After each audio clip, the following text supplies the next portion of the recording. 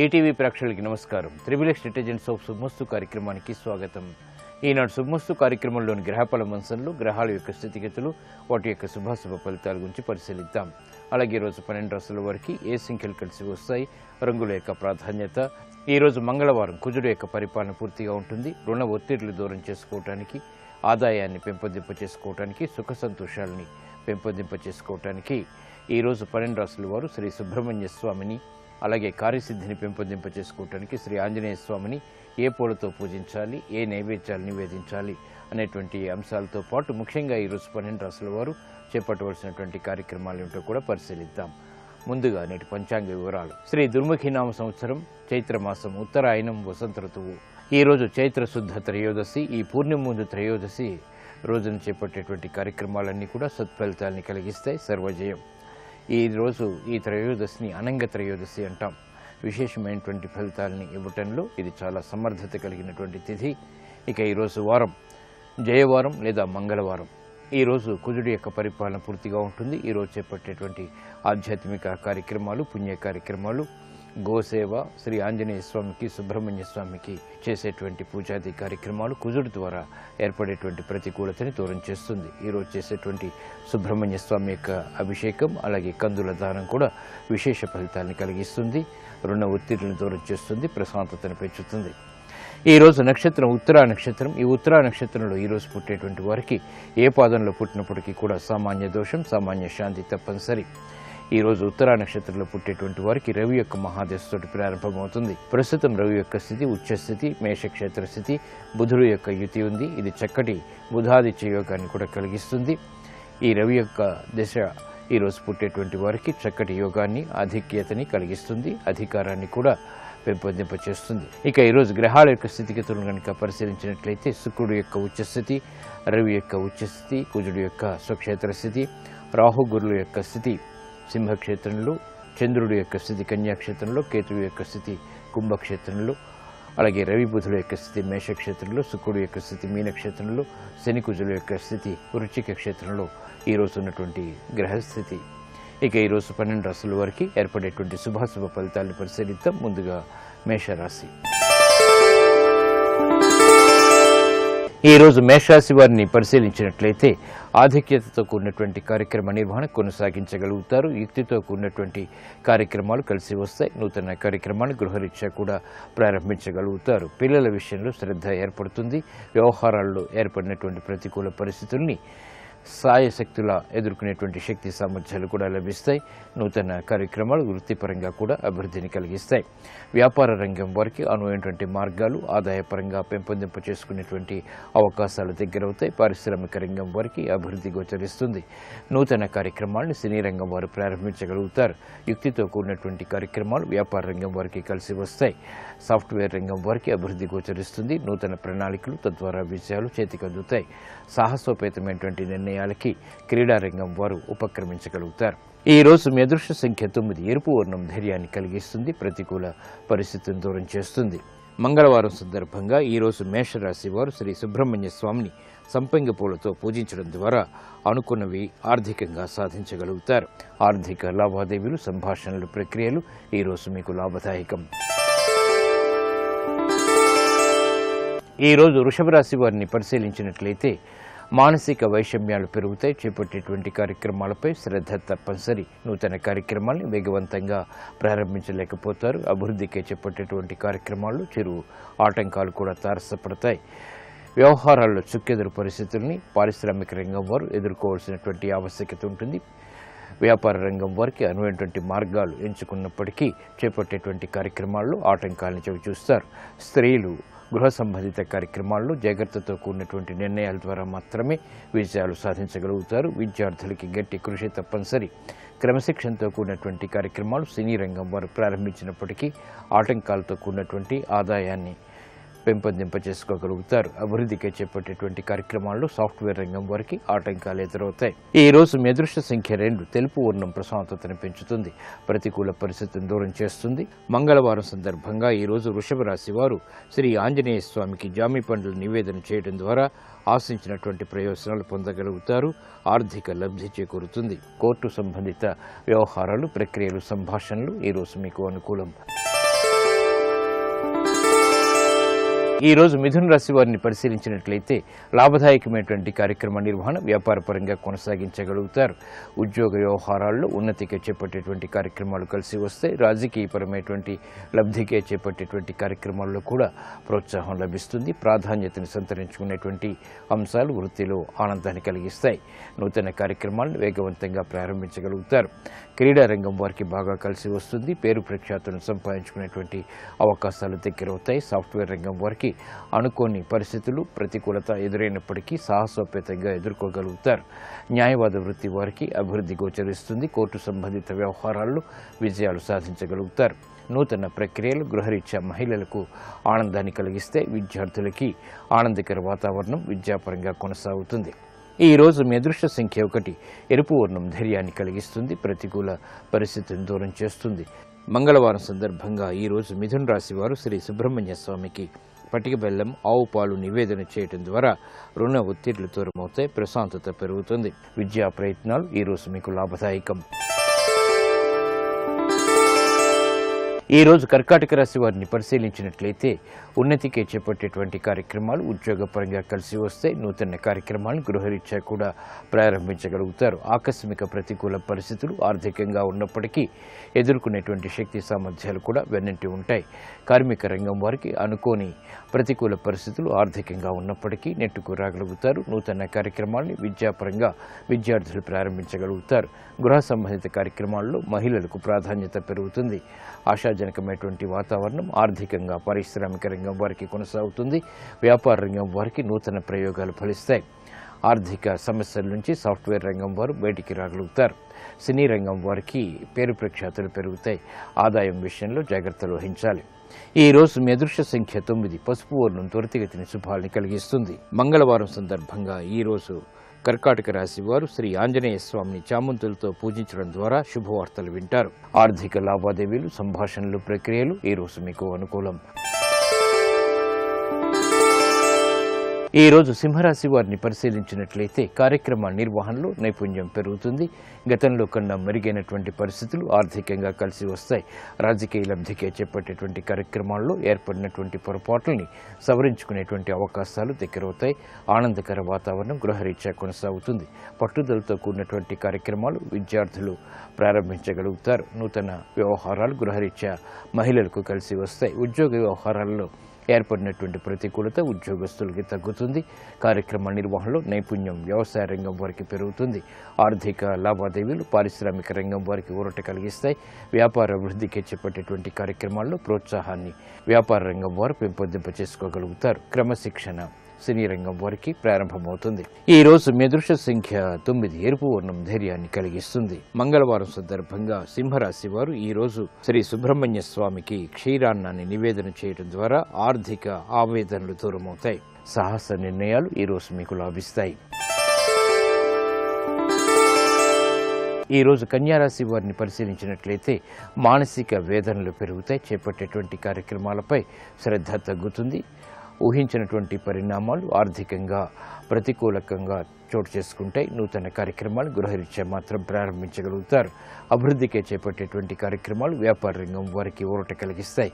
నూతన ప్రక్రియలు క్రీడా రంగం వారికి కొంతవరకు ఊరట కలిగిస్తాయి. నూతన కార్యక్రమాలు గృహరీత్యా మహిళలు మాత్రం ప్రారంభించగలుగుతారు. ఆరోగ్య రక్షణ తప్పనిసరి. విద్యార్థులు గట్టి కృషితో రాణించగలుగుతారు.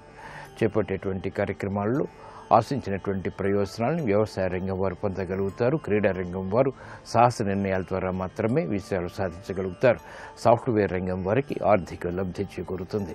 ఈ రోజు మీ అదృష్ట సంఖ్య 3. పసుపు వర్ణం త్వరితగతిని శుభాల్ని కలిగిస్తుంది. మంగళవారం సందర్భంగా ఈ రోజు కన్యారాశి వారు శ్రీ ఆంజనేయ స్వామిని మల్లె పువ్వులతో పూజించడం ద్వారా శుభ ఫలితాన్ని ఆహ్వానించగలుగుతారు.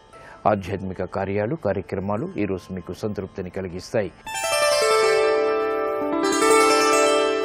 ఈ రోజు తులారాశి వారిని పరిశీలించినట్లయితే సంభాషణల విషయంలో జాగ్రత్తలు వహించాలి. వ్యయం పెరుగుతుంది, ఆదాయం తగ్గుతుంది. చేపట్టేటువంటి కార్యక్రమాల్లో ఏకాగ్రత తప్పనిసరి. నూతన బాధ్యతలు వృత్తిపరంగా పెరుగుతాయి. సాహసోపేతమైనటువంటి నిర్ణయాల ద్వారా సమస్యలు ఎదురవుతాయి కాబట్టి జాగ్రత్తలు వహించాలి. న్యాయవాద వృత్తి వారికి చేపట్టేటువంటి కార్యక్రమాల్లో ప్రోత్సాహం లభిస్తుంది. ప్రతికూలతని ఎదుర్కొనేటువంటి శక్తి సామర్థ్యాలు కూడా లభిస్తాయి. పోటీని ఎదుర్కోవాల్సినటువంటి సంఘటనలు చోటు చేసుకుంటాయి. నూతన కార్యక్రమాలు గృహరీత్యా మహిళలకు ఆనందాన్ని కలిగిస్తాయి. నూతన వస్తు కొనుగోళ్లు వంటివి కూడా ఆనందానికి దోహదపడతాయి. విద్యార్థులు గట్టి కృషితో రాణించగలుగుతారు. క్రమశిక్షణ తప్పనిసరి. వ్యవహారాల్లో చుక్కెదురు పరిస్థితుల్ని సాఫ్ట్వేర్ రంగం వారు ఎదుర్కోగలుగుతారు. ప్రణాళికలు ఆర్థిక రంగం వారు అమలు చేయగలుగుతారు. ఈ రోజు మీ అదృష్ట సంఖ్య 1. ఎరుపు వర్ణం ధైర్యాన్ని కలిగిస్తుంది. మంగళవారం సందర్భంగా ఈరోజు తులారాశి వారు శ్రీ సుబ్రహ్మణ్య స్వామికి నువ్వులు బెల్లం కలిపినటువంటి చిమిల్ని నివేదన చేయడం ద్వారా ఏలినాటి శని ద్వారా ఏర్పడేటువంటి ప్రతికూలత తగ్గుతుంది. ఆర్థిక విషయాలు తిక్కరవుతాయి. ఆరోగ్య పరీక్షలు ఈరోజు మీకు మేలును కలిగిస్తాయి. ఈ రోజు వృశ్చిక రాశి వారిని పరిశీలించినట్లయితే కార్యక్రమ నిర్వహణలో క్రమశిక్షణ తప్పనిసరి. ఆరోగ్య విషయంలో జాగ్రత్తలు తప్పనిసరి. ఖర్చులు పెరుగుతాయి. ఆదాయాన్ని పెంపొందింప చేసుకోలేకపోతారు. చేపట్టేటువంటి కార్యక్రమాలలో పట్టుదల తప్పనిసరి. నూతన కార్యక్రమాన్ని వ్యాపార రంగం వారు ప్రారంభించినప్పటికీ ఆలస్యంతో కూడినటువంటి విజయాలు అందుకోగలుగుతారు. పారిశ్రామిక రంగం వారికి క్రమశిక్షణ తప్పనిసరి. ఆరోగ్య విషయంలో జాగ్రత్తలు పాటించాలి. నూతన కార్యక్రమాలు విద్యార్థులు ప్రారంభించగలుగుతారు. శ్రమతో కూడినటువంటి విజయాలు తథ్యం. చేపట్టేటువంటి కార్యక్రమాల్లో మహిళలకు పొరపాట్లు దొరికేటువంటి సంఘటనలు చోటు చేసుకుంటాయి. కాబట్టి జాగ్రత్తలు వహించాలి. సాఫ్ట్వేర్ రంగం వారికి అనువైనటువంటి మార్గాలు వృత్తిపరంగా చోటు చేసుకుంటాయి. ఆర్థిక వ్యవహారాల్లో ఏర్పడినటువంటి పొరపాట్లను సవరించుకోగలుగుతారు. వ్యవసాయ రంగం వారికి అనుకూలత పెరుగుతుంది. చేపట్టేటువంటి కార్యక్రమాలు ప్రోత్సాహాన్ని కలిగిస్తాయి. ఈ రోజు మీ అదృష్ట సంఖ్య 5. ఆకుపచ్చ వర్ణం రక్షణకి దోహదపడుతుంది. ఆహ్లాద పరిస్థితుల్ని కలిగిస్తుంది. మంగళవారం సందర్భంగా ఈరోజు వృశ్చిక రాశి వారు శ్రీ ఆంజనేయ స్వామికి పెరుగన్నాన్ని నివేదన చేయడం ద్వారా చల్లటి వార్తలు వింటారు. ప్రతికూలత తగ్గుతుంది. విదేశీ లావాదేవీలు, సంభాషణలు, ప్రక్రియలు ఈరోజు మీకు లాభదాయకం. ఈ రోజు ధనుస్సు రాశి వారిని పరిశీలించినట్లయితే ప్రతి విషయంలోనూ ఆచితూచి వ్యవహరించాలి. మొండి వైఖరితో కూడినటువంటి నిర్ణయాల ద్వారా సమస్యలను ఎదుర్కోవాల్సినటువంటి సంఘటనలు చోటు చేసుకుంటాయి. ప్రణాళికల విషయంలో జాగ్రత్తలు పాటించాలి. గృహ సంబంధిత కార్యక్రమాల్లో శుభ పరిణామాలు మాత్రం చోటు చేసుకుంటాయి. కార్యక్రమాల నిర్వహణలో నైపుణ్యాన్ని ఆశించినంతగా ప్రదర్శించలేకపోతారు. పారిశ్రామిక రంగం వారికి ఆర్థిక వ్యవహారాల్లో జాగ్రత్తలు వహించాలి. పోటీని తట్టుకునేటువంటి శక్తి సామర్థ్యాలు తగ్గుతాయి. వ్యాపార రంగం వారికి అనువైనటువంటి మార్గాలు వృత్తిపరంగా ఎంచుకున్నప్పటికీ ఊహించినటువంటి ప్రతికూల పరిణామాలు తారసపడతాయి. కాబట్టి జాగ్రత్తలు వహించాలి. క్రమశిక్షణతో కూడినటువంటి విద్య విద్యార్థులకి తప్పనిసరి. మహిళలు ఆరోగ్య విషయంలో జాగ్రత్తలు వహించాలి. నూతన కార్యక్రమాలను వేగవంతంగా ప్రారంభించలేకపోతారు. ఉద్యోగస్తులకి బాధ్యతలు బాగా పెరుగుతాయి. ఈ రోజు మీ అదృష్ట సంఖ్య 9. ఎరుపు వర్ణం ధైర్యాన్ని కలిగిస్తుంది. మంగళవారం సందర్భంగా ఈరోజు ధనుస్సు రాశి వారు శ్రీ సుబ్రహ్మణ్య స్వామిని ఎర్రటి అక్షింతలతో పూజించడం ద్వారా ఏలినాటి శని ద్వారా ఏర్పడేటువంటి ఆర్థిక వ్యయం నియంత్రించబడుతుంది. స్థిరాస్తి నిర్ణయాలు ఈరోజు మీకు అనుకూలం. ఈ రోజు మకర రాశి వారిని పరిశీలించినట్లయితే ప్రయాణాల ద్వారా ప్రయోజనాలు సాధించగలుగుతారు. గతంలో చేసినటువంటి పొరపాట్లు రాజకీయ పరంగా వెలుగులోకి వస్తాయి. ఆధ్యాత్మిక కార్యక్రమాలు సంతృప్తిని కలిగిస్తాయి. నూతన బాధ్యతల ద్వారా ఏర్పడినటువంటి ప్రతికూలత ప్రబలమవుతుంది. ఆర్థిక సంబంధిత లావాదేవీల విషయంలో పారిశ్రామిక రంగం వారు జాగ్రత్తలు వహించాలి. కుటుంబ వ్యవహారాల్లో పిల్లల విషయంలో మహిళలు జాగ్రత్తలు వహించాలి. నూతన బాధ్యతలు ఉద్యోగస్తులకు పెరుగుతాయి. విద్యార్థులు క్రమశిక్షణతో మాత్రమే రాణించగలుగుతారు. దైనందిన కార్యక్రమాలు సాఫ్ట్వేర్ రంగం వారు సజావుగా పూర్తి చేయగలుగుతారు. వ్యవసాయ రంగం వారికి ఇబ్బందికర పరిస్థితులు ఏర్పడతాయి. నూతన వ్యవహారాల్లో ఏర్పడినటువంటి ప్రణాళికలు వెంటనే అమలు చేయలేకపోతారు. ఈ రోజు మీ అదృష్ట సంఖ్య 5. ఆకుపచ్చ వర్ణం రక్షణకి దోహదపడుతుంది. మంగళవారం సందర్భంగా ఈరోజు మకర రాశి వారు శ్రీ ఆంజనేయ స్వామిని తమలపాకులతో పూజించడం ద్వారా అష్టమ బృహస్పతి ద్వారా ఏర్పడేటువంటి చిరాకులు మట్టుమాయమవుతాయి. ఉద్యోగ ప్రయత్నాలు ఈరోజు మీకు ఊరట కలిగిస్తాయి. ఈ రోజు కుంభరాశి వారిని పరిశీలించినట్లయితే మానసిక ధైర్యం పెరుగుతుంది. రాజకీయ వ్యవహారాల్లో నెగ్గుకు రాగలుగుతారు. ఉద్యోగ సంబంధిత కార్యక్రమాల్లో ప్రాధాన్యతని పెంపొందింప చేసుకోగలుగుతారు. నూతన ఉత్సాహం పెరుగుతుంది. సంబంధ బాంధవ్యాలు కూడా పెరుగుతాయి.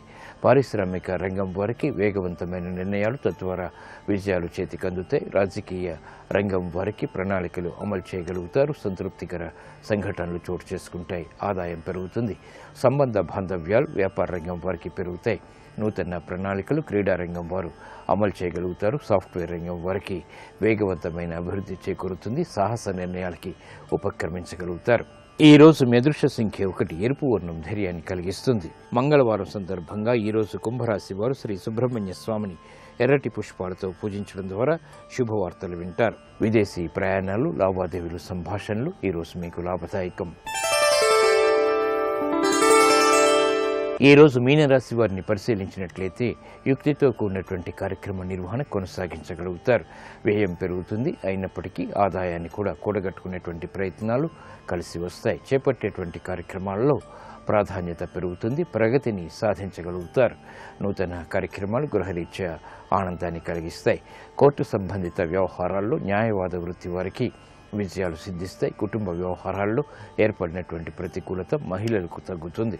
విద్యార్థులు గట్టి కృషితో రాణించగలుగుతారు. చేపట్టేటువంటి కార్యక్రమాల్లో పొరపాట్లు తెలియటువంటి సంఘటనలు లేకపోలేదు. బాధ్యతలు సాఫ్ట్వేర్ రంగం వారికి పెరుగుతాయి. వృత్తిపరమైనటువంటి పోటీని తట్టుకునేటువంటి శక్తి సామర్థ్యాలు ఆశించినంతగా పొందలేకపోతారు. సినీ రంగం వారికి కలిసి వస్తుంది.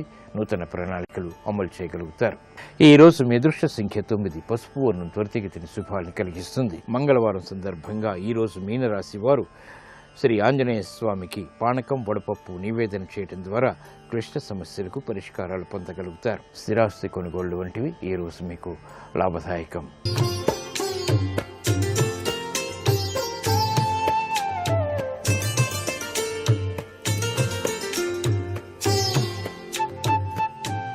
XXX డిటర్జెంట్ సోప్ శుభమస్తు కార్యక్రమంలో గృహబలం అంశానికి స్వాగతం. జ్యోతిష్య శాస్త్రం, వాస్తుశాస్త్రం అవినాభావ సంబంధాన్ని కలిగే ఉంటాయి. ఇంట్లో నివసించేటువంటి ప్రతి వ్యక్తి కూడాను వారి వారి గ్రహచార గతుల రీత్యా కొన్ని నియమాలు గనక పాటించినట్లయితే ఆ ఇంట్లో సుఖ సౌఖ్యాలు విరాజిలింప చేసుకోవడానికి ఆస్కారం అత్యధికంగానే ఉంటుంది. శాశ్వతంగా కుజగ్రహం మంగళవారానికి సంబంధించిందిగా మనకు శాస్త్రాల్లో చెప్పారు. దీనికి అధిపతి తత్వరీత్యా చూసినట్లయితే ఎక్కువగా దేవతలుగా గణపతి, హనుమాన్ ఇటువంటి దేవతా స్వరూపాల్ని ఈ యొక్క మంగళవారం నాడు పూజించినట్లయితే ఇంటి యజమాని సర్వసంపదలు, అదృష్టకరమైనటువంటి ప్రభావాలు కలిగింపజేసుకోవడానికి ఆస్కారం ఉంటుంది. ఇక్కడ మంగళవారం అనగానే హనుమంతుల వారిని ఆరాధన చేసేటువంటి విశిష్ట సంప్రదాయం కనిపిస్తుంది. ఉపవాసం ఉండేటువంటి వాళ్ళు కూడా ఆచరిస్తూనే ఉన్నారు. హనుమంతుల వారి యొక్క ప్రభావం శని యొక్క ప్రభావాన్ని పారద్రోలటానికి కూడా పనికొస్తుంది. హనుమత్ బడబాలన స్తోత్ర పఠనం గృహంలో పఠించేటువంటి వారికి సర్వశత్రువులు కూడాను అణిగిమణిగి ఉంటారు అని కూడా చెప్పవచ్చు. అలాగే హనుమాన్ చాలీసా పారాయణ సర్వే సర్వత్రా కూడాను సుఖ సంపదల్ని ప్రసాదింపచేస్తుంది. తీపి వంటలు, బొబ్బర్లు వంటి పదార్థాల్ని కుజతత్వరీత్యా ఆహారంగా తీసుకోవటం, దానం చేయటం, పంచటం కూడాను కుజగ్రహ దోష నివృత్తికి సాక్షీభూతంగా ఉంటుంది. వేప చెట్టు వద్ద ప్రదక్షిణాలు నిర్వహించడం, అటువంటి చెట్లను సంరక్షించడం సర్వే సర్వత్రా శుభదాయకవంతమైన ప్రభావాన్ని గృహానికి కలిగింపజేస్తుంది. గృహంలో మంగళవారం నాడు గనక మన్య సూక్త పారాయణతో కూడినటువంటి ఆంజనేయ స్వామి వారికి అభిషేకార్చన నిర్వహించినట్లయితే చాలా చక్కటి యోగవంతమైన ఫలితాన్ని సాధించవచ్చు. ఎరుపు రంగు వస్త్రాలు ధరించండి. మంగళవారం నాడు ఎరుపు రంగు రుమాలైనా సరే దగ్గర ఉంచుకోవటం సర్వే సర్వత్రా సుఖదాయకం. మంగళవారం రోజున మట్టి పాత్రలో 50 గ్రాముల తేనె ఉంచి అలాగే 50 గ్రాముల సింధూరం కూడా కలిపి ప్రవహించేటువంటి నీటిలో గనక వదిలినట్లయితే చాలా చక్కటి యోగవంతమైన ప్రభావం, రుణగ్రస్త విమోచనం జరిగి తీరుతాయి సుమా అంటోంది శాస్త్రం. మంగళవారం రోజున ఇంటిలోనేటువంటి వారికి ఏదైనా సరే అనారోగ్యాలు గనక వచ్చినట్లయితే పారే నీటిలో బెల్లాన్ని గనక వదిలినట్లయితే ఆరోగ్యకరమైనటువంటి ప్రభావం తప్పనిసరిగా కలిగి తీరుతుంది. బెల్లంతో చేసినటువంటి లడ్డూని వానరాలకు కనుక పెట్టినట్లయితే సర్వశుభాలు కూడాను చేకూరుతాయి సుమా అనేటువంటి విషయాన్ని కూడా గుర్తుపెట్టుకోండి. 9 మంగళవారాలు ఎర్రని పూలతో కనుక ఆంజనేయ స్వామి వారిని అర్చన చేయటం, అలాగే ఎరుపు రంగు పూలను అత్యధికంగా వాడటం సర్వశుభకరమైనటువంటి ప్రభావానికి నాంది పలుకుతుంది. రాగి లేదా బంగారంతో పొగడం తప్పనిసరిగా ధారణ చేయటం, పగడపు ధారణ సౌభాగ్య సిద్ధికి నిదర్శనంగా ఇంటి ఇల్లాలు గమనించాల్సిన పరిస్థితి ఎంతైనా ఉంది. కాబట్టి మంగళసూత్రంలో 2 పగడపు పూసలను మంగళవారం నాడు ధారణ చేయటం కూడా సర్వశుభానికి నాంది పలుకుతుంది. ఈ మంగళకరమైనటువంటి మంగళవారం నాడు కుజతత్వానికి సంబంధించినటువంటి విశేషాంశాలు పాటించినట్లయితే సర్వే సర్వత్రా కూడాను శుభదాయకవంతమైన ప్రభావాన్ని కలిగింపచేస్తాయి సుమా. అంతేకాకుండా తమలపాకులతో చక్కగా ఒక దండను తయారు చేసి ఆ దండను ఆంజనేయ స్వామి వారి దేవాలయంలో కనుక సమర్పించినట్లయితే భయకంపితమైనటువంటి ప్రభావం నుంచి బయల్పడి సుఖప్రదమైనటువంటి జీవితాన్ని భయం లేకుండా హాయిగా జీవితాన్ని సాగించటానికి వీలుగా గృహబలరీత్యా కూడాను విశిష్టవంతమైన సత్ఫలితాన్ని సాధింపజేసుకోవడానికి ఆస్కారం ఉంటుంది. తమలపాకు అంటే నాగవల్లి అని చెప్పేసి శాస్త్రం. ఈ నాగవల్లిని మీ ఇంటి ముంగిట పెంచటం గృహ శోభతో పాటుగా గృహంలో శుభకార్యాలు సాధింపజేసుకోవడానికి కూడా ఆస్కారవంతమైన ప్రభావం వెల్లివిరింపజేసుకోవడానికి ఆస్కారం అత్యధికంగా ఉంటుంది సుమా. కుజతత్వరీత్యా వివాహ ప్రయత్నాలలో ఆటంకాలు కలిగిన ఆలస్యం అవుతున్న 11 మంగళవారాలు పుట్టలో గనక ఆవు పాలు గనక సమర్పించినట్లయితే తప్పనిసరిగా వివాహంలో సంభవించేటువంటి ఆటంకాల నుంచి బయల్పడటానికి ఆస్కారం ఉంటుంది.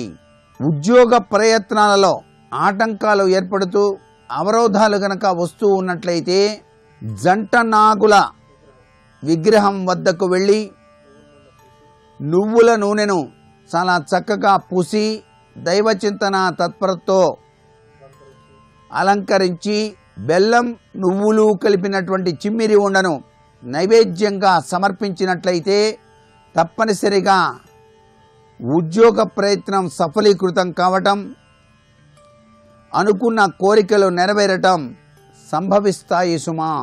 విద్య ఉద్యోగ వ్యాపారాలలో రాణించడానికి, మేధస్సును పెంపొందించుకోవడానికి బుధవారం నాడు ఎటువంటి కార్యక్రమాలు చేపట్టాలి అనేటువంటి విషయాన్ని రేపటి శుభమస్తు కార్యక్రమంలో తెలుసుకుందామా మరి.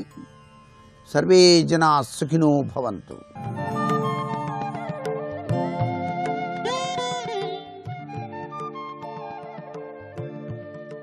శ్రీరాఘవం దశరథాత్మజమప్రమేయం సీతాపతిం రఘుకులాన్వయరత్నదీపం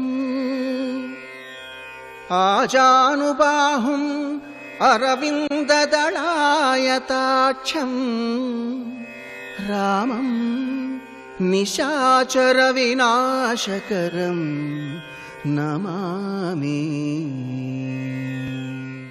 6 కెరటములు ఎప్పుడూ కొడుతూనే ఉంటాయి సమస్త జీవుల్ని. వీటిని ఊర్ములు అంటారు. ఈ ఊర్మి బాధాకరం. అవతల వాళ్ళు చాలా బాధ పొందుతారు దాని వలన. ఇది వశిష్ఠుడి యొక్క తాత్పర్యం. అవతల ప్రాణులన్నీ ఆకలితో ఉన్నాయా, నీకొక్కడికి నేను కందమూలాలు పెట్టి పంపిస్తే ఏం లాభం, అందరికీ భోజనం పెడతాను ఉండు అన్నాడు. విశ్వామిత్రుడు అన్నాడు, ఇంతమందికి అక్షౌహిణి సైన్యానికి వాహనాలకి పెట్టడం అంటే మాటలా? ఆయన చూస్తే ఋషి, పాపం ఏదో తపస్సు చేసుకుంటున్నాడు, ఎందుకు ఆయన్ని ఇబ్బంది పెట్టడం అని విశ్వామిత్రుడు అనుకున్నాడు. అప్పటికి చాలా మంచివాడు ఆయన. అప్పటికి చాలా మంచివాడని ఎందుకంటున్నారంటే కామక్రోధాలు లేవనంతసేపు ఎవరైనా మంచివాళ్లే. ఏమీ వద్దు, మేమేదో మా పాటలు మేము పడతాం, మేము బయలుదేరుతాం, మీరు మాకు ఆతిథ్యం ఇచ్చారు, మీరు మా ఎడల ఎప్పుడూ ఇటువంటి స్నేహభావాన్ని ఉంచండి, ఓ నమస్కారం బయలుదేరుతున్నాను అన్నాడు. తన నియమం పోతుంది, తన ధర్మం పోతుందని వశిష్ఠుడు నిగ్రహించాడు. కాదు కాదు, మీ అందరూ భోజనం చేసి వెళ్ళమని. ధర్మశాస్త్రంలో ఒక మాట ఉంది, ఒక్కసారి అడగాలి భోజనం చేయమని. కుదరదండి, నాకు చాలా ముఖ్యమైన వ్యవహారం ఉంది, భోజనం చేయని వెళ్ళిపోతున్నాను అన్నాడు అనుకోండి, 10 మాటలు అనకూడదు, భోజనం చేసి వెళ్ళండి. సరే, వశిష్ఠుడు భోజనం చేసి పెడతానన్నాడు. అందుకని విశ్వామిత్రుడు సరే పెట్టండి. ఏ తక్కువ, ఇంత సైన్యానికి అన్నం పెట్టాలి, ఏదో ఇంకా వంట పాత్రలు రావాలి, బియ్యం ఉడకయ్యాలి, ఏదో కూర ఉండాలనుకున్నారు. ఆయన ఏం చేశాడు, వశిష్ఠుడు అకస్మాత్తుగా శబళా అన్నాడు. అక్కడ కామధేను ఉంది, అది వచ్చింది. శబళా అతిథులు వచ్చారు, ఇంత సైన్యం, విశ్వామిత్రుడు, ఆ తర్వాత వాహనాలు, ఎవరికి మనసులో ఏ పదార్థం ఇష్టమో ఆ పదార్థములను సృజించు అన్నాడు. వెంటనే నానాస్వాదు రసానాంచాషాఢబానాం స్తథైవచ భాజనాని సుపూర్ణాని గౌడాని చ సహస్రశః అన్నారు మహర్షి. కూరలు, పచ్చళ్ళు, పులుసులు, నంచుకునేవి, నాకేవి, తాగేవి, కొరికేవి, తినేవి, పెద్ద పెద్ద పాత్రలతోటి అసంఖ్యాకంగా వచ్చేసాయి. ఎవరికి ఏ పదార్థం ఇష్టమో ఆ పదార్థం వడ్డన జరిగిపోతుంది. ఇంతమంది వడ్డించే వాళ్ళు వచ్చేసారు. ఎంతసేపు, వాళ్ళు కాళ్ళు కడుక్కు రావడమే ఆలస్యం, వేసేసి ఉన్నాయి విస్తాళ్ళు. సైన్యం అంతా తిని అబ్బబ్బబ్బబ్బబ్బా ఏం భోజనం, ఇలాంటి భోజనం మనం ఎప్పుడూ చేయలేదు, గొప్పగా పెట్టాడు వశిష్ఠ మహర్షి, నిమిషం ఆలస్యం లేదు. అందులో భోజనం పెట్టడం అనేటటువంటి మాటలో తాత్పర్యం ఉంటుంది, కాలనియమం ఒకటి ఉంటుంది. పెట్టడం ప్రధానం కాదు, ఆకలి వేసినప్పుడు పెట్టాలి. అంతేకాని ఎప్పుడో పెడితే ఏం ఉపయోగం. 3:30కి పెట్టారండి భోజనం అంటే వాడు తినడానికి ఓపికలాగా పడిపోయే స్థితిలో అన్నం పెట్టి ఏం ప్రయోజనం. కాబట్టి వెంటనే పెట్టాడు భోజనం. వాళ్ళందరూ ఎంతో పరవశించిపోయారు. ఇప్పుడు విశ్వామిత్రుడు వెనక్కి వెళ్ళడానికి ఇష్టపడలేదు. మళ్ళీ వశిష్ఠుడి దగ్గరికి వచ్చి ఓ మాట అన్నాడు, అయ్యా మీకు నేను ఎన్ని గోవులు కావాలో అన్ని గోవులు ఇస్తాను. ఏదో ముందు 10,000 అన్నాడు, 1,00,000 అన్నాడు, గుర్రాలను ఇస్తానన్నాడు, ఏనుగుల్ని ఇస్తానన్నాడు, రాజ్యం ఇస్తానన్నాడు, ఏం కావాలన్నా ఇస్తాను, నాకు మాత్రం ఆ శబళని ఇచ్చేయండి అన్నాడు. అంటే వశిష్ఠుడు అన్నాడు, నువ్వు ఏది ఇస్తాననైనా చెప్పు, అది మాత్రం ఇవ్వను. ఇప్పుడు ఏమైంది, కామమునకు పక్కన పుట్టాలి కదా చెల్లెలు. ఇప్పుడు ఇంకొక కొత్త సిద్ధాంతం పట్టుకొచ్చాడు విశ్వామిత్రుడు. ఆయన అన్నాడు, ఎంత తమాషాగా మాట్లాడాడంటారు, ఋషి కదూ, ఋషితో మాట్లాడుతున్నాడు కాబట్టి ధర్మం చెప్పాడు. భగవన్నేత రత్నహారీచ పార్థివ తస్మాన్నే శబళాం దేహి మమైషా ధర్మతో ద్విజ అన్నాడు. రత్నం హి భగవన్నేత, లోకంలో రత్నం ఎక్కడున్నా రాజుదే. రత్నము అంటే అత్యంత విలువైనది అని. ఈ లోకంలో ఎప్పుడు ఎక్కడ విలువైన పదార్థమున్నా అది ఎవరి దగ్గరున్నా రాజుగారిది వాడు పెట్టుకున్నట్టు, రాజుగారు తీసేసుకోవచ్చు. కాబట్టి రత్నహారీచ పార్థివ, పార్థివ అంటే రాజు అన్న మాటకు అర్థం ఏంటంటే రత్నహారీచ, విలువైన దాన్ని తీసేసుకుంటాడు ఆయన. కాబట్టి తస్మాన్నే శబళాం దేహి, మర్యాదగా నువ్వు నాకు ఇచ్చేసే ఆ కామధేనువుని. ఇవ్వకపోతే మమైషా ధర్మతోద్విజ, అది ధార్మికంగా నాకే చెందుతుంది, విలువైంది కాబట్టి, నీది కాదు. నాకు ఇచ్చేసామా గొడవలేదు, ఇవ్వకపోతే బలవంతంగా తీసుకెళ్తాను. ఎందుకనంటే నీది బలవంతంగానే తీసుకెళ్ళడం కాదు, నాది నేను తీసుకెళ్తే నువ్వు అడ్డొచ్చావు కాబట్టి తీసుకెళ్తున్నాను. ఇప్పుడు ఏమైంది, అన్నం పెట్టినందుకు అల్లరి వచ్చింది. వశిష్ఠుడు అన్నాడు, అలా కుదరదు, నేను ఇవ్వను అని చెప్పడానికి కారణం ఒక్కటే, స్వాహాకార వషట్కారో విద్యాంశ్చ వివిధాస్తథా ఆయత్తమత్ర రాజర్షే సర్వమే తన్న సంశయ. అసలు నా జీవితం అంతా ధేను ఒక్కదాని మీదే ఆధారపడింది. ఎందుకంటే స్వాహాకార వషట్కారో విద్యాంశ్చ వివిధాస్తథా, స్వాహాకారము కానీ వషట్కారము కానీ, అంటే స్వాహ అని యజ్ఞం చేస్తారు. యజ్ఞం చేసేటప్పుడు ఆవు ఉండి తీరాలి. ఎందుచేత అంటే ఆవు లేకుండా ఎన్ని వేద మంత్రాలు వచ్చినా ఉపయోగం ఉండదు. భూమిని శుద్ధి చెయ్యాలి, భూమిని శుద్ధి చేయకుండా యాగశాల పెట్టకూడదు. అందుకని భూమిని శుద్ధి చేయాలంటే గోమయంతో అలకాలి. యజ్ఞం చెయ్యాలి అంటే ఆవు నెయ్యి ఉండాలి, ఉంటేనే కదా వేయడం హవిస్సు, లేకపోతే ఎలా వేస్తారు, వేయలేరు. 2, గోవు ఉంటే తప్ప అసలు ఈ యజ్ఞయాగాది క్రతువులు నడవవు. ఆవు పాలు తాగితే తప్ప ధారణ శక్తి నిలబడదు.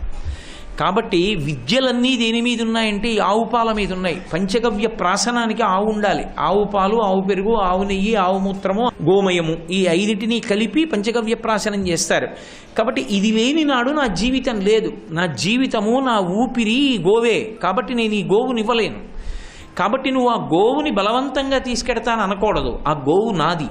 నువ్వు రాజుని తీసుకెళ్ళిపోతాను అన్నమాట అనకూడదు. అది ధూర్తతనం. విశ్వామిత్రుడు వినలేదు. కామమునకు పక్కనే అది ఎంత పాషండమవుతుంటుందో, ఎంత గట్టి పడిపోతుంటుందో, పక్కన క్రోధము కూడా అలా ఉంటుంది కదా. వశిష్ఠుడికి మాత్రం అది కాదు. ఎందుకని?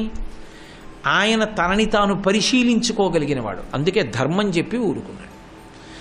విశ్వామిత్రుడు బలవంతంగా కామధేనువుని తీసుకుపోతున్నాడు. సైన్యంతో తీసుకుపోతుంటే ఆ ధేనువు వాళ్ళందరినీ తోసేసి వెనక్కి వచ్చింది.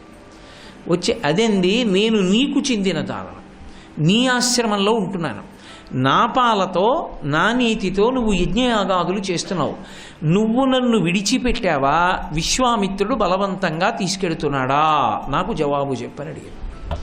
నువ్వు నన్ను విడిచిపెట్టేసి ఉంటే వెళ్ళిపోతాను, విశ్వామిత్రుడు బలవంతంగా తీసుకెడుతున్నాడా, ఆ విషయం నాకు చెప్పు అంది. ఎందుకంటే వశిష్ఠుడితో కదా జరిగింది సంవాదం. ఎంత గొప్ప మాట అడిగిందండి ఆ ధేను. నిజంగా వశిష్ఠుడు అన్నాడు, నేను నిన్ను విడిచిపెట్టడానికి కారణం లేదు, నిన్ను నేను వదిలిపెట్టేస్తున్నానడానికి నువ్వేదో తప్పు చేసి ఉండాలి, నువ్వు అలా ఏమీ చేయలేదు, కాబట్టి నేను నిన్ను విడువలేదు. విశ్వామిత్రుడు తీసుకెళ్ళిపోతున్నాడనడానికి కారణం ఒకటే, అతను రాజు, సైన్యం ఉంది, బలం ఉంది, నేను బ్రాహ్మణుడను, నాకు అంత శరీర బలం లేదు, కాబట్టి అతను బలవంతంగా నిన్ను తీసుకెళ్ళిపోతున్నాడు, కాబట్టి నేనేం చెయ్యను అన్నాడు. అంటే కామధేను అంది, నాకొక్క మాట చెప్పు, క్షత్రియ బలం గొప్పదా, బ్రాహ్మణ బలం గొప్పదా? ఇంత తపస్సు చేసి ఇన్ని మంత్రములు తెలిసిన నీ బలం గొప్పదా, క్షత్రియ ధర్మంతో ఉన్న విశ్వామిత్రుడి బలం గొప్పదా? నీ నోటి మాట చాలు, నాకు వానతి అంది. అంటే వశిష్ఠుడు అన్నాడు, అయితే నేను ఆజ్ఞనిస్తున్నాను, నువ్వు సైన్యాన్ని సృజించు అన్నాడు. అన్నం పెట్టడానికి సృజించినటువంటి శబళ సైన్యాన్ని సృజించదు. తస్య హుంబారవాజ్యాతా కాంభోజా రవిసన్నిభాః ఊధసత్వర సంజాతాః పప్లవాః శస్త్రపాణయః అన్నారు. అదొక్కసారి పెద్ద అంబారావం చేసింది.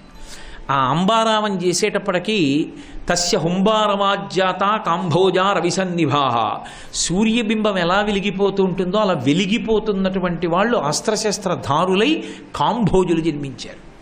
ఊధసస్వత సంజాతాః, దాని యొక్క పొదుగు శిరములలోంచి పొదుగులోంచి అనేకమైనటువంటి వీరులు పప్లవులు అనేటటువంటి వాళ్ళు జన్మించారు.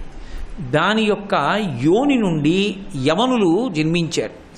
అలాగే దాని యొక్క గోమయాన్ని పేడ వేసేటటువంటి స్థానంలోంచి శకులు జన్మించారు. దాని యొక్క రోమ కూపములలోంచి వెంట్రుకల యొక్క ప్రారంభ స్థానముల నుండి కిరాతులు, హారీతులు, మ్లేచ్ఛులు పుట్టారు. కొన్ని లక్షల మంది పుట్టి కన్ను మూసి తెరిచే లోపల విశ్వామిత్రుడి సైన్యాన్నంతటినీ సంహరించేశారు. సంహరించగానే విశ్వామిత్రుడు తెల్లబోయాడు. విశ్వామిత్రుడి 9 కొడుకులు వశిష్ఠ మహర్షిని సంహరించడం కోసం వచ్చారు. వచ్చి 9 ఆయన మీద పడ్డారు. ఆయన ఒక్కసారి హోం అన్నాడు, హూంకారం చేశాడు. ఆయన క్రోధంతో హోం అనేటప్పటికీ ఆ అగ్ని జ్వాలకి 9 మాడి మసి అయి బూది కుప్పలై కింద పడిపోయారు. ఏకకాలంలో సమస్త సైన్యం నశించిపోయింది. 9 కొడుకులు పోయారు. తన దగ్గర ఉన్నటువంటి వాహనములన్నీ పోయాయి. ఒక్కడు నిలబడిపోయాడు. విశ్వామిత్రుడు చూశాడు, అబ్బో వశిష్ఠ మహర్షిని ఓడించడం అంత తేలిక కాదనుకున్నాడు. కానీ వశిష్ఠుడి మీద విపరీతమైన క్రోధం పుట్టింది. ఎలా ఈ వశిష్ఠుడిని ఓడించడం అని ఒక్క కొడుకు మిగిలిపోతే వాడిని పిలిచి వాడికి పట్టాభిషేకం చేసి ధార్మికంగా రాజ్యపాలన చేయి, ఏ తపస్సు చేత వశిష్ఠుడు ఇంత గొప్పవాడయ్యాడో అదే తపస్సు చేత నేను శక్తి సంపన్నుడనై వశిష్ఠుడిని పడగొడతానన్నాడు. విశ్వామిత్ర మహర్షి తపస్సు చేయడానికి నిశ్చయించుకున్నాడు. కారణమేమి అంటే లలితా సహస్రనామ స్తోత్రంలో అమ్మవారికి ఒక నామం ఉంటుంది, క్రోధాకార అంకుశోజ్వల అని. క్రోధస్వరూపమైనటువంటి అంకుశము ఉత్జ్వల, పైకి ఉండి ప్రకాశించుచున్నది అని ఒక చేతిలో. క్రోధాకార అంకుశోజ్వల అంటే క్రోధాకారమైన అంకుశము అన్న మాటకు అర్థం ఏమిటి? అన్నిటికన్నా చాలా పెద్ద జంతువేది అంటే లోకంలో ఏనుగొక్కటే. ఆ ఏనుగుకి లొంగిపోవడానికి కారణం ఏమిటి అంటే, ఏనుగు తల మీద అంకుశం పెట్టి పొడిచినప్పుడు దాని తలలో విపరీతమైన బాధ కలుగుతుంది. ఆ పోటు తట్టుకోలేక అది లొంగిపోతుంది. క్రోధం అనేటటువంటిది అవతల వారి మీద ఎంత పని చేస్తుంది తెలియదు. నేను ఇందాక మీతో చెప్పాను కదా, సర్వం శ్రీ సీతారామచంద్రమూర్తి పరబ్రహ్మార్పణమస్తాను అనుకోండి, ఎవరో తిట్టితే నన్నేం చేయదు, నేను అలాగే నవ్వుతూ ఉండి నా పని మీద నేను పోతాను. కానీ ఎవడు తిట్టాడో, ఎవడు కోపానికి వశుడయ్యాడో వాణ్ణి మాత్రం అంకుశం పొడిచినట్టు పొడిచేస్తుంది క్రోధం. కాబట్టి క్రోధాకారాంకుశోజ్వల. అయితే మరి అమ్మవారి చేతిలో ఉన్న అంకుశాన్ని చూడటం ఎందుకు? ఏ అంకుశం పట్టుకుంటే అంత పెద్ద ప్రాణి ఏనుగు లొంగుతోందో, అమ్మవారి చేతిలో ఉన్నటువంటి అంకుశం వంక చూస్తే మనం పట్టుకోలేనంత పెద్ద కోపం లొంగుతుంది. ఎలా లొంగుతుందో తెలుసా? బాగా కోపం ఉన్నవాళ్ళు అమ్మవారి అంకుశం వంక చూస్తూ కుంకం వేస్తూ రోజు నామాన్ని సంపుటీకరణం చేస్తే 2 లక్షణాలు వస్తాయి. ఒకటి, తన కోపం మీద కోపం రావడం మొదలవుతుంది. ఏమిటండి నాకు ఈ కోపం అయిందానికి కాందానికి అంటే కోపాన్ని పరిశీలించుకోవడం మొదలు పెడతాడు. 2, క్రోధాకారాంకుశోజ్వల అంటే కోపము సాధన కింద మారిపోతుంది. కోపం ఉన్నప్పుడు అవతలవాడి మీద పగ తీర్చుకోవాలని ఎంత వ్యూహాలు నిర్మిస్తాడో, కోపం ఉన్నటువంటి వాడు భగవద్భక్తి సాధన యందు అంత తిరిగిపోతాడు. ఆ పట్టుదలంతా సాధనలోకి వెళ్ళిపోతుంది. ఆ అంకుశానికి ఆ శక్తి ఉంది. అందుకే మన సనాతన ధర్మంలో ఉండేటటువంటి దేవతలు ఆయుధాలు పట్టుకుంటారు. కారణం ఏమంటే ఆయుధానికి ఒక ప్రత్యేకమైన లక్షణం ఉంటుంది. దాన్ని చూస్తే, దానికి పూజ చేస్తే అది ఒక ప్రత్యేకమైనటువంటి విభూతిని అనుగ్రహిస్తుంది. మీకు ఎక్కడ కనపడవటువంటివి. అందుకే లలిత కళలకి సంబంధించినటువంటి రూపాలని కూడా పొందుతారు. నృత్య గణపతి అని గణపతి నృత్యం చేస్తూ ఉంటారు. అలాగే కృష్ణ పరమాత్మ వేణువు వాయిస్తూ ఉంటాడు. పరమేశ్వరుడు దక్షిణామూర్తిగా వీణ వాయిస్తూ ఉంటాడు. సరస్వతీదేవి సరే ఎప్పుడూ వీణ వాయిస్తూ ఉంటుంది. పరమశివుడు తాండవం చేస్తూ ఉంటాడు. శ్రీ మహావిష్ణువు అజపతాండవాన్ని వింటూ ఉంటారు. వీళ్ళందరూ కూడా నృత్య సంగీతములతో సంబంధమును కలిగి ఉంటారు. దేవతాస్వరూపములకు నృత్య సంగీతముతో సంబంధము లేకుండా ఉండదు. అసలు యథార్థంగా చెప్పాలంటే అవన్నీ సంగీతం అంతా పుట్టింది పరమేశ్వరుడి యొక్క 5 ముఖాలలోంచే పుట్టింది. అందుకే త్యాగరాజస్వామి వారు నాదతను మనిషం శంకరం అన్న కీర్తనలో సద్యోజాతాది పంచముఖముల నుండి ఆవిర్భవించినది అంటారు. కాబట్టి అది ఈశ్వరుని నుండి వచ్చినటువంటిది సంగీతం అనేటటువంటిది. అందుకే నాదతను మనిషం శంకరం, మా నాదమే ఆయన యొక్క స్వరూపం. నాదము అంటే రాగతాళములు కలిసిపోయిన స్థితి. ఆ స్థితిలో సంగీత విద్వాంసుని యొక్క ధ్వని ఉండదు. ఇక పైకి పాడడం, లోపల అనుభవిస్తాడు. లోపల అనుభవిస్తూ ఇక్కడే వినపడుతున్నటువంటి జుమ్ అన్న శబ్దంతో లయమైపోతాడు.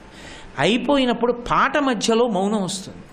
ఆ మౌనమునందు తాదాత్మ్యమును పొందాడు. దాన్ని నాదోపాసనం అంటారు. అదిగో ఆ స్థాయిని పొందడం కోసం సంగీతాన్ని మోక్ష సాధనంగా సాధనం చేస్తారు.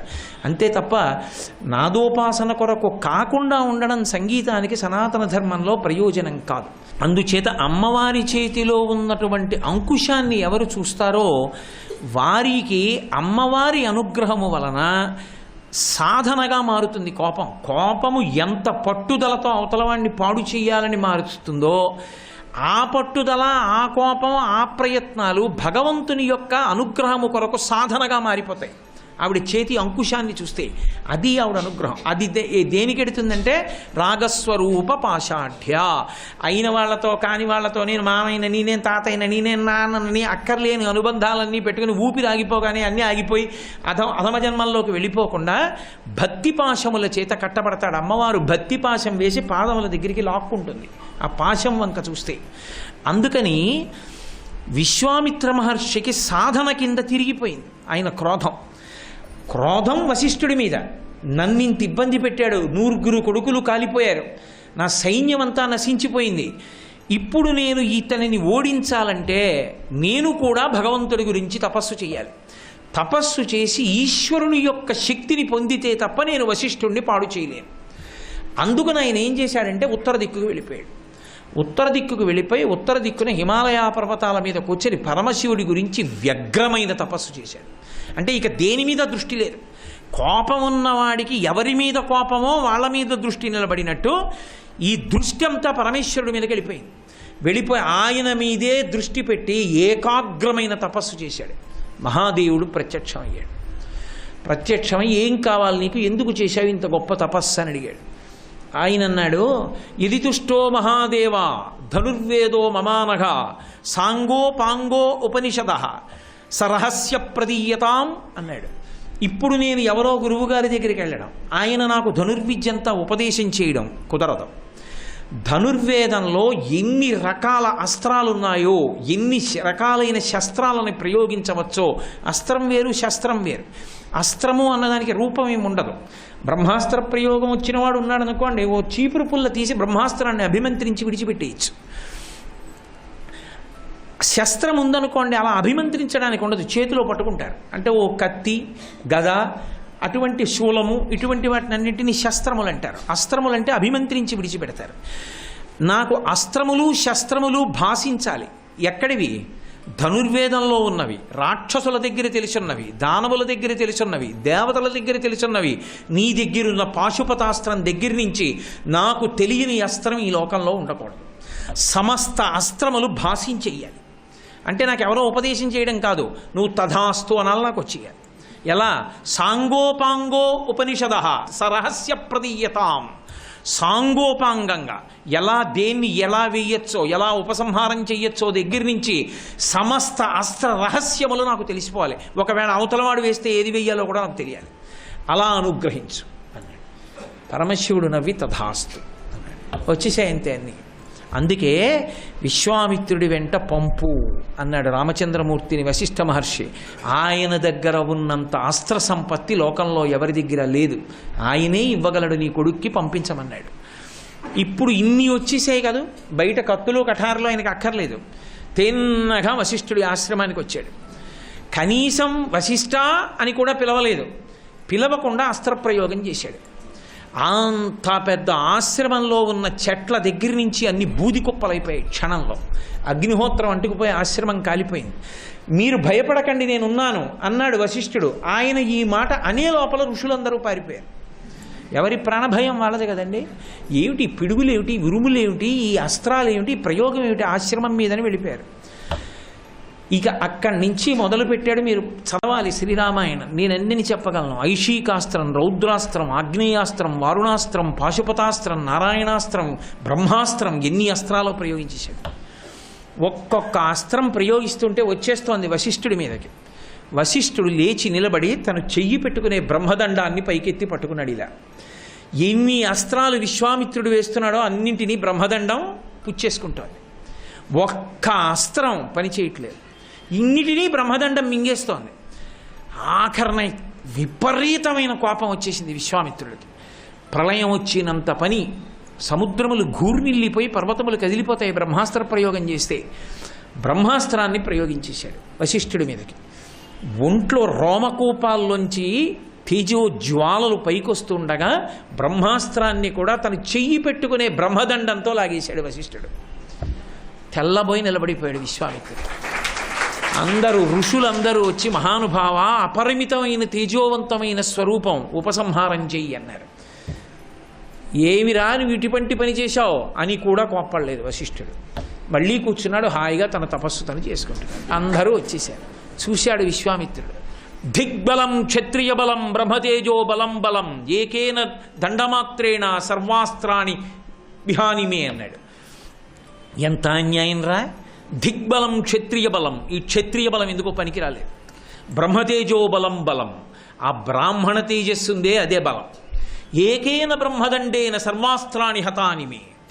ఒక్క బ్రహ్మదండాన్ని ఇలా పట్టుకున్నాడు. నేను వేసిన ఇన్ని అస్త్రాలు, పరమశివుడిచ్చిన ధనుర్వేదం, దేవతలవి, దానవులవి, రాక్షసులవి, యక్షులవి, గంధర్వులవి, కిన్నెరులవి, కింపురుషులు, ఇన్ని అస్త్రాలు పుచ్చేసుకుంది.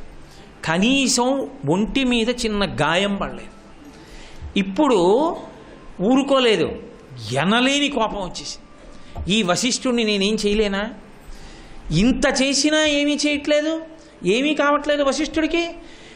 విపరీతంగా కోపం పెరిగిపోయింది. అదృష్టం ఎక్కడుందంటే పరదేవత అనుగ్రహం సాధనగా మారింది. అక్కడ ఉత్తర దిక్కుకెళ్ళి పరమశివుడి గురించి తపస్సు చేసి అంత సాధించుకున్నాడు. ఉత్తర దిక్కు నాకు అచ్చి రాలేదన్నాడు. దక్షిణ దిక్కుకి వెళ్ళాడు. దక్షిణ దిక్కుకి వెళ్ళి తపస్సు చేయడానికి కూర్చుని 1000 సంవత్సరములు ఘోరమైన తపస్సు చేశాడు. చతుర్ముఖ బ్రహ్మగారు హంసవాహనం మీద వచ్చాడు. నాయనా నిన్ను రాజర్షి అని పిలుస్తున్నానన్నాడు. ఇంతేనా 1000 సంవత్సరములు తపస్సు చేస్తే అన్నాడు. అంతే, బ్రహ్మర్షి అన్న మాట నీకు అప్పుడే అన్వయం అవ్వదు, నువ్వు రాజర్షివి అంతే అన్నాడు. బాధపడలేదు, సంతోషించలేదు. నేను ఎప్పటికైనా వశిష్ఠుణ్ణి పడగొట్టాలి, బ్రహ్మర్షి అవ్వాలనుకున్నాడు. కడుపులో కక్ష, కోపం. మళ్ళీ తపస్సు చేయాలనుకున్నాడు, కూర్చున్నాడు. తీరా కూర్చునేసరికి ఒక సందర్భం జరిగింది.